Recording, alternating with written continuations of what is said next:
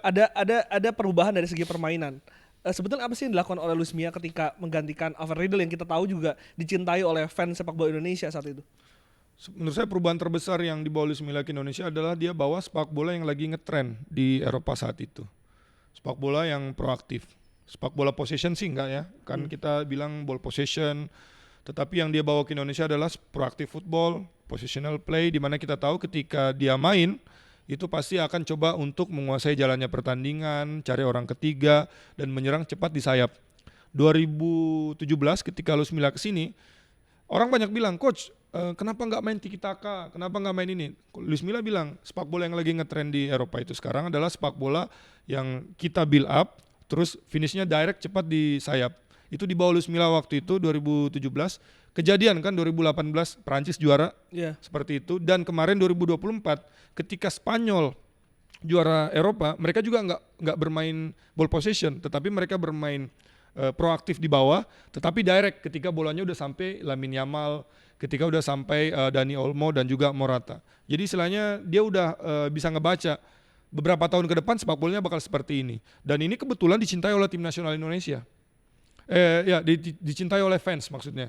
Mereka cukup senang dengan gaya bermain Luis Milla waktu itu dan akhirnya ya ada euforia.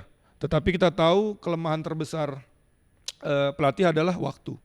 Jadi dikejar oleh waktu, dikejar oleh prestasi, akhirnya memang waktu itu dituntut dengan target juga dan akhirnya nggak diperpanjang kan setelah Asian Games dan prosesnya terputus. Menurut saya tanggung.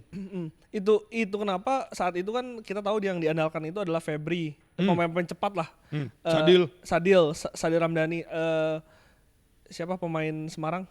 Septian David Maulana. Ya itu pemain kesayangan Luis Milla lah.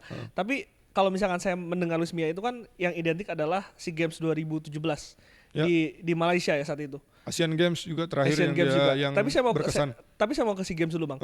Apa sih yang paling berkesan dari SEA Games itu? Kita dapat perunggu ya saat itu. Kita dapat perunggu. Yang berkesan waktu itu adalah pemain-pemain berhasil menjalankan instruksi daripada pelatih.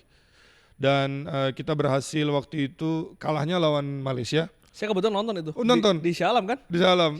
Kita kalah dan kalau boleh jujur waktu itu Indonesia mainnya lebih bagus daripada Malaysia. Dan biasa dalam sepak bola kalau nggak ada drama kan bukan sepak bola namanya. Menit terakhir corner masuk dan terakhir Osvaldo juga udah penetrasi dilanggar, wasitnya nggak berani ngasih penalti. Kalau menurut saya itu adalah penalti. Itu menurut saya pencapaian terbaik di SEA Games waktu itu dan setelah itu kita kalah ya kan, perebutan tempat ketiga lawan Myanmar kita juga akhirnya bisa menang setelah kalah 1-0 kalau nggak salah, kebobolan duluan terus akhirnya skornya jadi 3-1. Jadi menurut saya itu luar biasa.